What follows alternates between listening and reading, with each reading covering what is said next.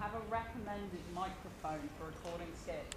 Recommended microphone, Christ. I bought myself well, Keith's going to talk about it in a minute. I use a really basic Logitech USB mic. It's like a freestanding one.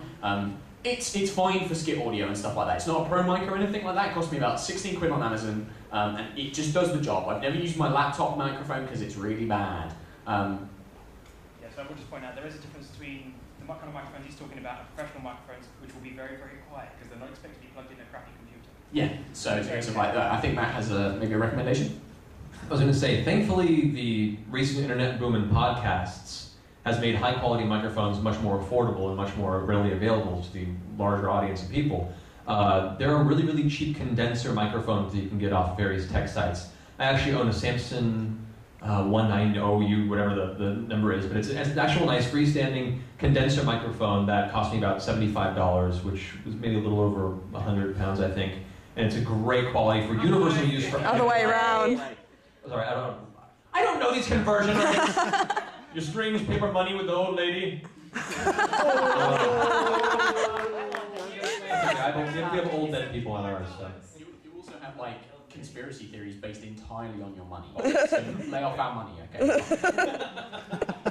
But yeah, if you look on eBay, you can get really cheap versions of those condenser mics with really high quality sound that are USB plugins and just go straight in, where you can get pretty decent, close to studio quality audio for most of these podcasts you hear with very clear sound for relatively cheap prices. So just keep an eye out for deals that are out there. eBay's a good place usually for this type of stuff, or Newegg and a couple of the tech sites. Keep that up. Use a pop screen. Pop screen, yeah, good point. So, yeah, I think Keith's going to talk about that. Yeah, what a pop screen is, it's basically something that you put in front of your microphone because it's called a pop screen for a good reason, because for some reason most standard microphones, if you say anything involving the P word, like RPG or porn, it really comes out abysmally when you're in most editing programs. The P sound completely destroys the sound balance. It comes across really grainy and unnatural. I mean, to go back to Matt's point, try to keep everything at the same level. At the end of the day, if you're editing something, it's easier to record it louder, because if you try to artificially increase how loud something is in any editing program, it completely destroys the sound quality. So it's better to have a lot of loud people and then reduce the volume than have really quiet and try to pump it up, because it will not work and it sounds absolutely appalling. Again, the P in there, appalling. RPG. Yeah. You get it? Yeah. I was just going to say, when I did my 24 Gear Solid skit, when you're doing Snake's voice, it's like, Colonel, super sausages, and the S's were just coming off so badly, So the pop screens are really good. Yeah, S's and B's are really bad. You can make a cheap pop screen. That's what I was going to say, actually. Hangers and type. Yep, that's what I do for mine. There, I got I know you did. That's okay. You can get. Yes. You will be ended. You can get a basic wire coat hanger and bend it into a circular shape, and then just stretch a pair of fresh pantyhose over it, tight to it as well. Any of that? Oh, I'm sorry. I'm in the UK. They're tights. So if you stretch these tights across your newly bent wire coat hanger, it will immediately prevent your penis from popping into your microphone. So yes, they are. It makes a good point. Just quickly, because I can see the Cosmic Corner going I hate you, hurry up. Suggested software, I use Audacity for audio, and I have a copy of Adobe Premiere. No, I'm not telling you where I got it from, because the police would be after me.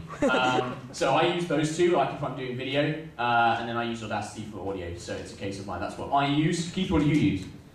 Well, I just discovered Audacity, which is fantastic. Again, I do, for editing my skits, I use Adobe Premiere, again, for reasons of legality. I won't mention where the hell I got mine. But yeah, it's a fantastic program. It really is, and I would highly recommend you buy it. And Matt, what kind of things do you use, for stuff when you're doing skits and things?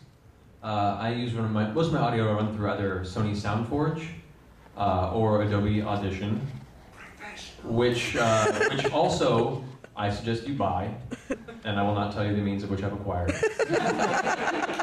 Even the professional did. That's awesome. Okay, so last point, bringing it to the GOM. USB stick. DVD, whatever, just, you know, keep it small, make sure that you can actually bring it and that the tech guys aren't going to blow your brains out when you actually try and give it to them, because they'll hate you and you don't want them to hate you. In a less pornographic way. So yeah, we've already done questions like through it, so I can see the, I'm going to have to rush now, guys, so fortunately we've answered some questions through it. I hope that was okay.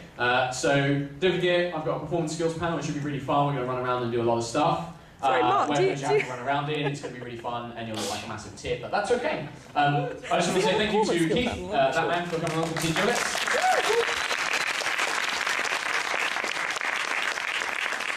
And then also another very big thank you to the professional, Mr. Matthew Mercer. Thank you very much, guys. Thanks, everybody. It's over.